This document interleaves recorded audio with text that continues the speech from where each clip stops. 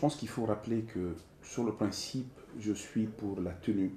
des élections générales en République du Mali. Deuxièmement, je pense également que la transition qui s'est mise en route le lendemain du coup d'État militaire n'a pas toujours permis de régler tous les problèmes institutionnels, constitutionnels et politiques que connaissait notre pays avant le coup d'État et que connaît encore notre pays aujourd'hui après le coup d'État. Ma crainte essentiellement, c'est que l'on parte d'un constat qui est que, avant le coup d'État militaire, il y avait un processus constitutionnel qui avait été mis en route et qui permettait de procéder à un certain nombre de correctifs, même si je ne partageais pas entièrement tous les points de la révision constitutionnelle. Et cette situation était nécessaire déjà à cette époque, et elle est d'autant plus nécessaire aujourd'hui qu'il y a eu entre-temps le coup d'État militaire qui, lui, a posé des problèmes réels liés à la question de la vacance du pouvoir, liés à la question même de la nature du coup d'État militaire qui est un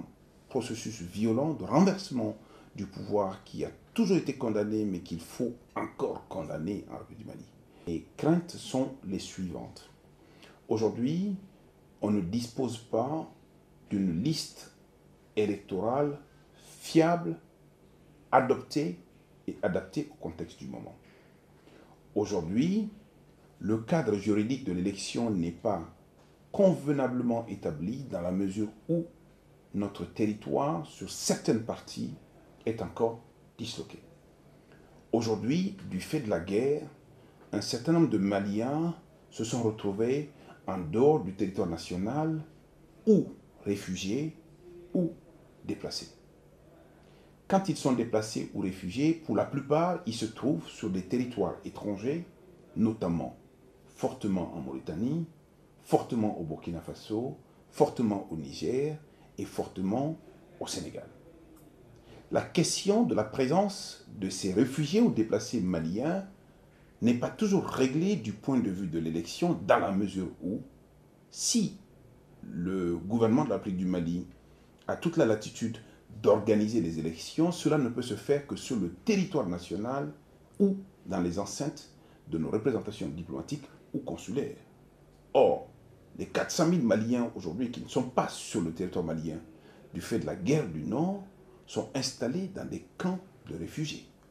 loin des représentations consulaires d'une part et encore loin de nos représentations consulaires. Sans compter qu'aujourd'hui, on peut se poser la question de savoir comment les candidats à l'élection présidentielle, pour ne prendre que cela, vont-ils organiser leur campagne électorale pour tenir des meetings, notamment à Kidal, à Tombouctou, à Gao, à Ménaka, qui sont quand même des parties du territoire national. Comment et dans quelle mesure on pourrait organiser un processus aujourd'hui qui puisse permettre de tenir des élections qui soient sans reproche? L'ensemble de ces questions aujourd'hui ont besoin d'être passées en revue. L'ensemble de ces sujets ont besoin d'être traités et je ne suis pas sûr qu'au stade actuel, le gouvernement de la République du Mali et les acteurs politiques soient suffisamment avancés sur toutes ces questions-là. Je pense que la première des choses qui était à faire dans le cadre de la transition, c'était de faire l'état des lieux de la nation, au plan politique, au plan économique, au plan social.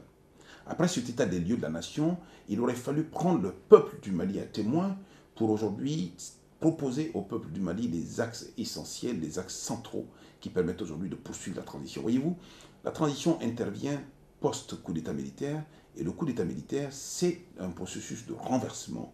qui ne reste rien sur le chemin de la démocratie et de l'État de droit. C'est pour toutes ces raisons que les autorités de la transition, après avoir fait l'état des lieux, devraient être capables aujourd'hui de nous proposer un certain nombre d'actions majeures qui feraient l'objet, qui seraient adoptées par le peuple du Mali, par le moyen qui serait le moyen le plus accessible aujourd'hui, pour fixer la transition dans le temps, pour déterminer les actions à y mener et pour fixer, au bout du compte, les dates exactes